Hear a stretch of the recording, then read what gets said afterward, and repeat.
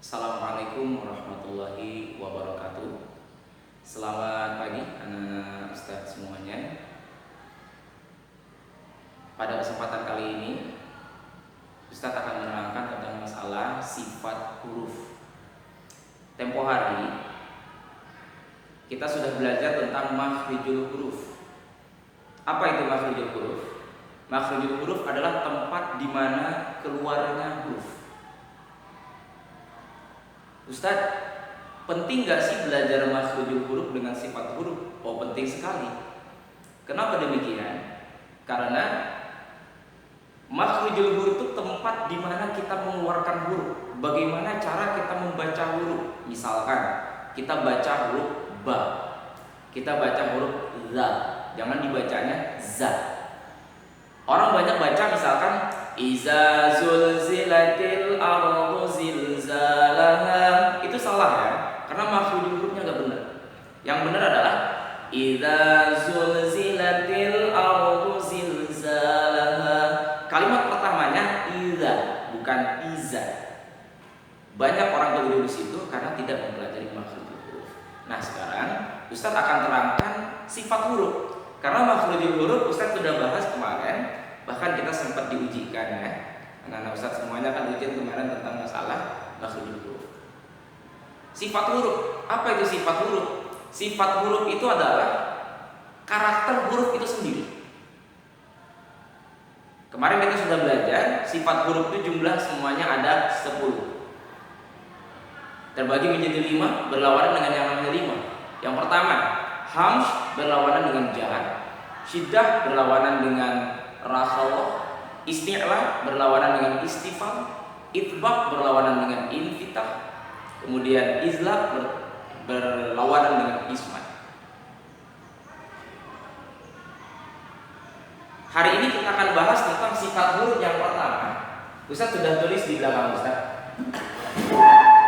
Di belakang Ustaz di sini ada sifat huruf. Sifat huruf dari jumlah sifat huruf yang jumlahnya ada 10 itu. Ini ada hamz, ada jahar, kemudian juga ada syiddah dan rakhawah. Habis itu isti'la dan istifal. Habis itu itbaq dan infitah. Setelah itu ada lagi izlaq dan ismat. Dari 10 sifat huruf ini, yang pertama kita bahas dulu yang hamz dengan jahar. Hamz dengan jahar ini dia berlawanan. Berlawanan ketika sifat huruf dipandang atau dilihat dari masalah nafas atau keluarnya angin atau tidak. Jadi gini bahasanya, sifat huruf apabila dipandang dari keluar tidaknya angin ketika mengucapkan huruf itu, maka huruf sifatnya terbagi menjadi 2. Yang pertama ada hamz, yang kedua ada jahar. Oke, sekarang kita bahas tentang hamz dan jahar. Apa itu hamz? Hamz dalam bahasa Arabnya adalah al-hamzu. Al-hamz. Ada yang bilang juga sebutannya hamz ya, singkat. Secara bahasa, hamz itu artinya samar. Ustaz, kenapa artinya samar? Karena huruf-huruf hamz itu dibacanya memang dengan samar. Kenapa dengan samar? Karena ada pengeluaran nafas ketika membacanya. Coba lihat secara istilah. Hamz adalah pengucapan huruf yang disertai keluar atau mengalirnya nafas. Jadi ketika mengucapkan huruf itu kita sambil mengeluarkan nafas. Contoh, hurufnya ada berapa Ustaz? Hurufnya ada 10. Nanti Ustaz akan kirim softfile-nya setelah video ini. Silakan adik-adik tonton dulu video ini, habis itu pahamin keterangan Ustaz ini. Habis itu Ustaz akan kirim softfile PDF-nya. Nanti bisa dibaca sebelum teman-teman semuanya mengerjakan tugasnya Ustaz. Contoh, huruf pertamanya misalkan yang hamz ini adalah ta, ya. Ta. Ta ini ketika kita dibaca di awal atau dia tidak dalam keadaan sukun, dia tidak berhamz.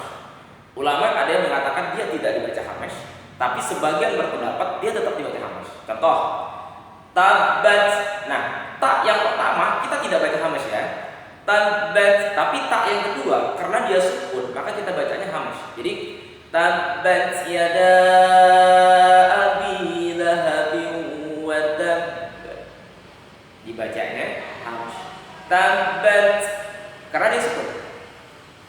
Tapi kalau kita bacanya tabat yada, oh berarti Coba lihat Ustaz baik-baik, perhatikan bunyinya, ada keluar angin sedikit. Tabbat yada, tapi jangan terlalu kuat. Misalkan tabbat yada, nggak boleh, sedikit aja. Tabbat yada abi lahabin wa tab. Tarmihim, bacanya cukup dengan tarmihim, tapi ada yang berpendapat bacanya juga dihamaskan. Jadi tarmihim terserah. Tapi pendapat yang paling utama itu ketika tak itu berharakat tidak dihamaskan, kecuali ketika dia berharakat sukun. Jadi tabbat yada abi lahabin wa tab. Ya, itu huruf hams. Hams ini berlawanan dengan jahar. Oh, kita bisa pahami. Kalau hams adalah samar, berarti jahar adalah jelas.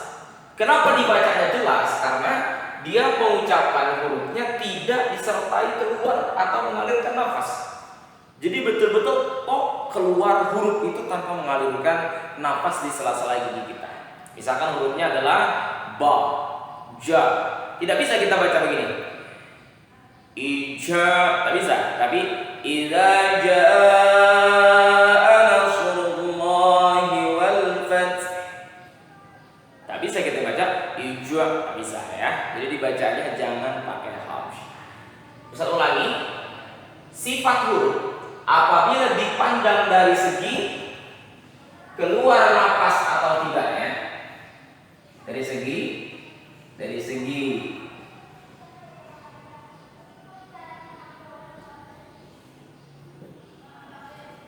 keluar napas atau tidak ya.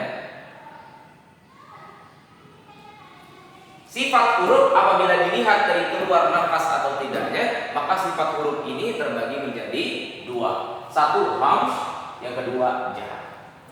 Hams punya huruf 10, jahar punya huruf 18. 10 tambah 18 sama dengan 28. 28 ini adalah jumlah huruf hijaiyah. Jadi dari semua huruf hijaiyah yang jumlahnya 28, ini tidak termasuk lam alif ya. Karena kalau termasuk lam alif ini jumlahnya jadi 29. Dari 28 huruf hijaiyah, itu sifat hurufnya ditinjau dari keluar nafas atau tidak terbagi menjadi dua. Satu ada sifatnya hams, dua ada sifatnya jahar. Yang hams sifatnya hurufnya ada 10. Salah satu contohnya adalah huruf ta. Sedangkan jahar hurufnya ada 18. Salah satu hurufnya adalah ba. Ustaz, apa huruf ham selain ta? Apa huruf jahar selain ba? Itu Ustaz kirim soft file-nya lewat PDF, nanti di situ ada. Misalkan di hams ini nanti dia ada petak semuanya dan semua huruf hijaiyah ada di sana, dan yang berwarna kuning itu adalah huruf-huruf hams. Yang tidak berwarna berarti dia adalah huruf jahar. Oke. Ustaz simpulkan ya. Anak Ustaz semuanya pahami kesimpulannya. Sifat huruf adalah karakter huruf itu sendiri. Sifat huruf apabila ditinjau atau dilihat dari keluar nafas atau tidaknya dari 28 huruf hijaiyah terbagi menjadi dua.